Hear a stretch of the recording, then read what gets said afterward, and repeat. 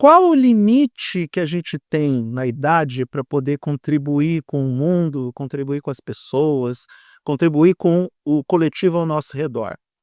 Algumas pessoas entendem que idade significa ter sabedoria, já outras entendem que é ter experiência. E tem aquela galera que entende que burrice também se acumula com o passar do tempo.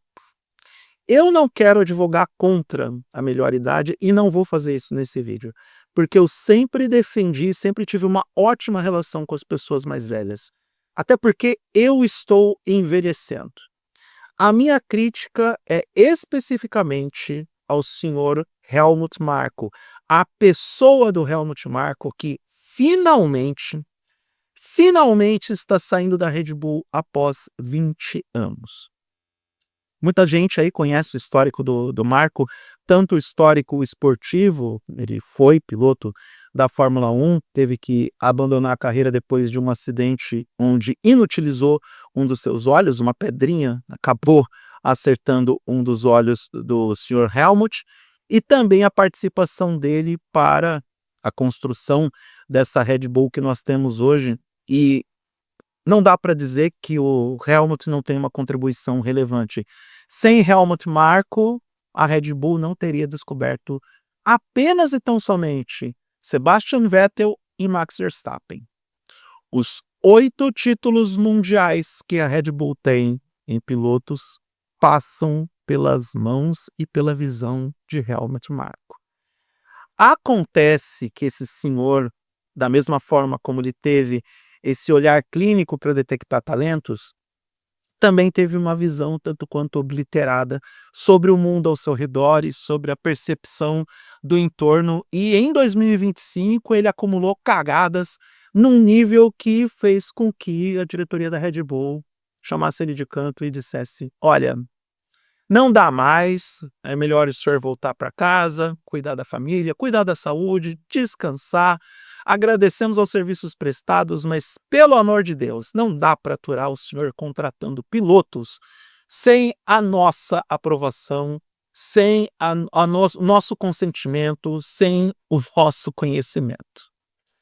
Foi o que o Helmut Marko fez com 2 pilotos que estavam na base.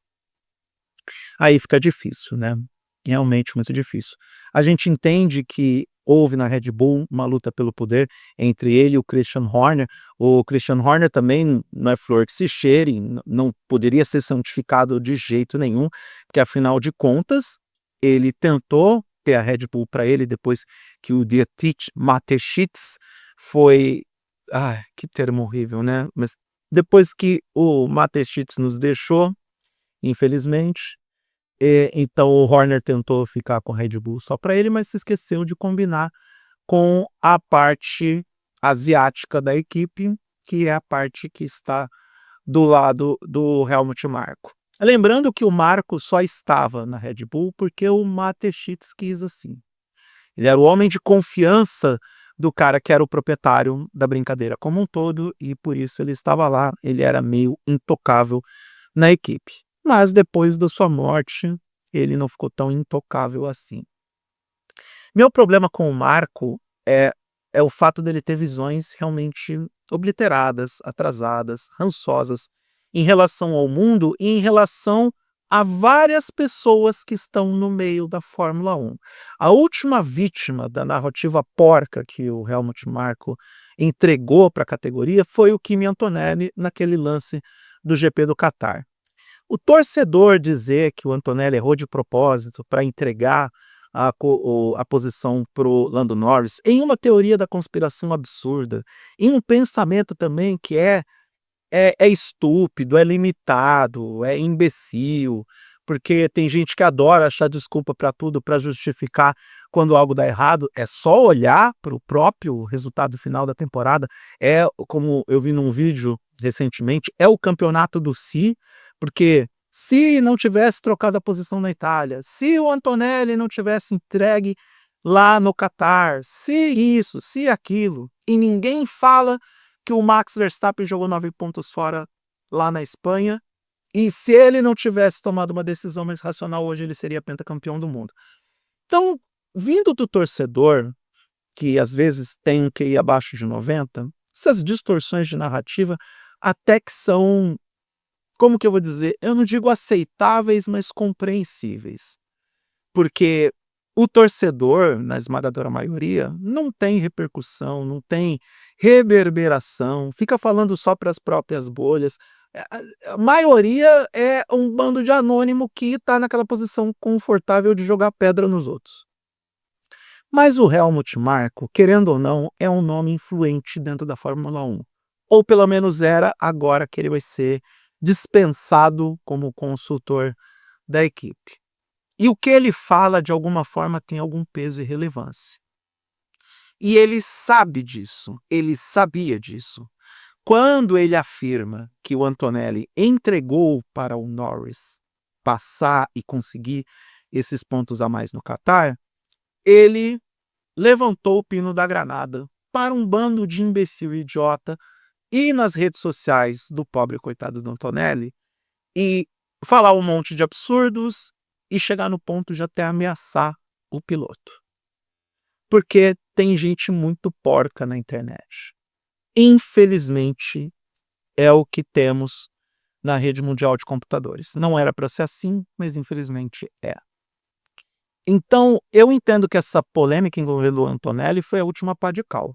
Porque não foram, de longe, não foram as únicas polêmicas do Marko ao longo dos últimos anos.